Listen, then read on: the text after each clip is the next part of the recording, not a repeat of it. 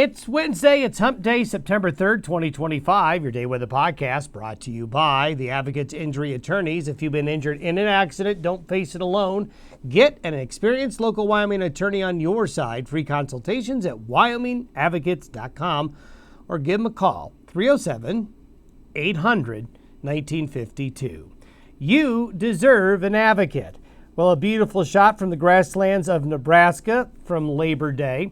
It's really nice to get those bluer skies this time of year. Of course, it helps if we don't have as much wildfire smoke drifting through the region. The highlights going forward will be two cool surges moving into the central plains of the U.S. One kind of moving in today and tonight, a stronger one, late Thursday into Friday. So for folks that are along and east of the divide, you'll feel these fluctuations in temperatures. West of the divide, as we showed you, moisture yesterday is trapped, kind of like it was last week, as a resurgence of subtropical moisture comes up. So the far western United States, you're going to have some shower and thunderstorm activity. Now that will likely pivot and come through the central Rockies as we get into the upcoming weekend, and we'll talk more about that tomorrow. Also, going to do a review of the summer months of June, July, and August. How well did the seasonal models do? What was the score, so to speak, in terms of temperature and precipitation? We'll take a look at that. Yesterday was the day of Virga. We did have probably more isolated shower and thunderstorm activity than expected in some areas, especially in parts of central and southern Wyoming.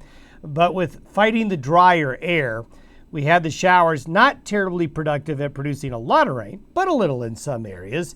So a nice shot there of a shower coming through the Casper area. Another shot of Virga, this time in the Muddy Gap area. And then a little bit of weak Virga yesterday morning out in the Wind River Basin near Pavilion, Wyoming. So this time of year, you do get more in the way of Virga because the air does tend to be drier and you have that less humidity air. Now let's do this quick review. So if we take the summer months of June, July, and August, and we were to add that 90 or so day period together from June 1 through August 31st, what you're seeing here on the map with these colors are the temperature anomalies, where you see the yellow, the darker reddish colors. That's where temperatures were above average. Where you see blue, temperatures were below average, and white means they ended up pretty much spot on the 30-year average. So when we talk about averages, we take 30 years of climatological temperature data and we compare these 3 months to that 30 years of data. You can see the warmest part of the U.S. was the far west, especially areas west of the divide, then a little bit here in the Great Lakes. But this was a pretty unremarkable summer when it comes to temperature. We talked at times about how California was having a cool summer. Boy, that 3-month period they really did. This is what I would say a pretty average summer. You're always going to have islands of heat, some islands of coolness, some islands where temperatures were about average. We saw this signal here of cooler than average conditions in the southern plains. There's a connection to precipitation and temperature. There usually is in the summer pretty good correlation. Where the ground's wetter, it's going to be cooler. Where the ground's drier, it's going to be hotter. And where it was drier west of the divide, yeah, you can see that temperatures were certainly warmer. But how does this stack up to what the summer seasonal model said last spring? So if we go back in time and go to May 1st and look at what the European model was predicting for the 90-day period of the summer season, we get this. So you can see that there are some things the European got right. It was warmer than average here and a lot of west of the divide. It kind of missed the coolness in Canada, in California. It completely bombed right here, as we'll see here in a minute as we go back. But basically, as we told you in our seasonal long-range forecast, their European has a warm bias.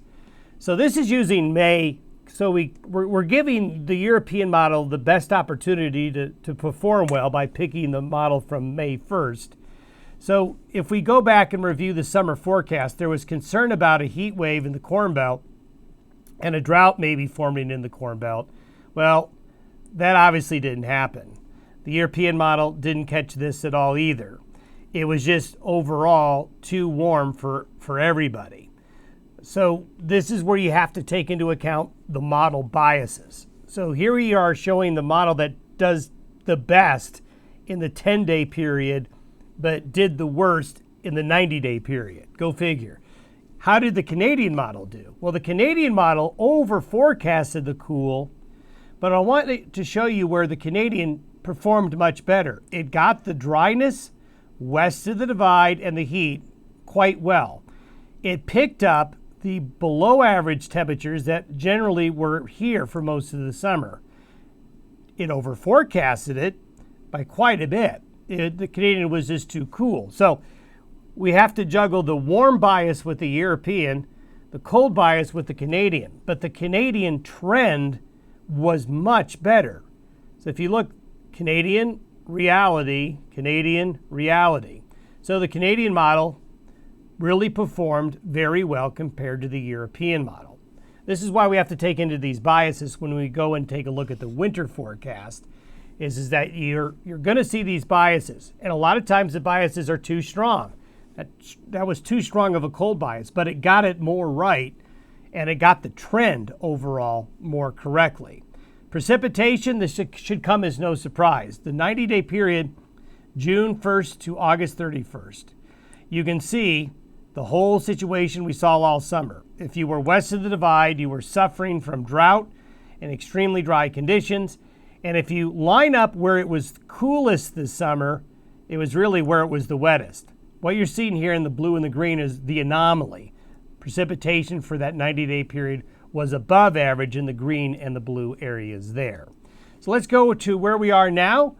We've got this high pressure, this skinny high pressure ridge in the Great Basin sticking up through the Pacific Northwest. And here we have the first push today of the real cooler air coming right out of Canada into the plains and the Great Lakes. The western edge of the coolness will just barely clip areas right here with temperatures slightly cooler, while west of the divide it will continue to be quite warm. But west of the divide, well, there's moisture. There it is, going all the way down here from Mexico all the way through here. So this axis of moisture is trapped underneath that high pressure ridge. So it's got nowhere to go. Here you can see the first cold front coming into the northern plains, the cool stratus deck clouds there coming into northern Minnesota, pushing that cooler air in. And you can really see that on the precipitable water. Look at the dry air coming out of Canada behind the front, and there's your frontal boundary right there. So you're going to have some showers and thunderstorms along the front. Here's your trapped moisture from Mexico all the way up to the Pacific Northwest. So kind of a little bit of an interesting scenario, then a little tongue of moisture here along the frontal boundary in Montana and northern Wyoming. This is Friday, so today and Friday. So you can see the moisture is still on the western slope, and another surge of cool air comes in. This is a good lesson in Canadian air masses. Canadian air masses, when they come in, are going to naturally be drier. Why? Well, there's just not a lot of water, and there's not very much warm water where these air masses are coming out of Canada. So they're going to tend to bring in drier air. Canadian air is going to bring lower humidity air in. And you can see quite the contrast here with the dry air moving into the upper Midwest, the Great Lakes, behind the secondary cold surge coming on in. So we're going to have daily thunderstorms here west of the divide, cool dry air east of the divide, and that's as we get into the 3-day period of today, Thursday, and into the day on Friday. So this is what your thunderstorm pattern looks like. This is the forecast for thunderstorms today, tomorrow, and as we get on into Friday. So you can see there's going to be showers and thunderstorms along the frontal boundary, moisture trapped in on the back side of it, that cool, dry Canadian air really negating anything up here from happening. Now we take a look at the precipitation forecast through Sunday. There will be showers coming in along the front as it initially moves through into the northern plains and southern Canada. You can see the drier air wedge right there. But look at the showers and thunderstorms in New Mexico, Arizona, back into the Great Basin, parts of the Pacific Northwest.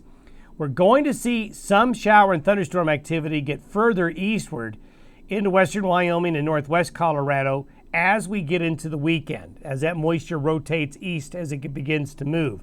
Notice this trailing area of showers right here.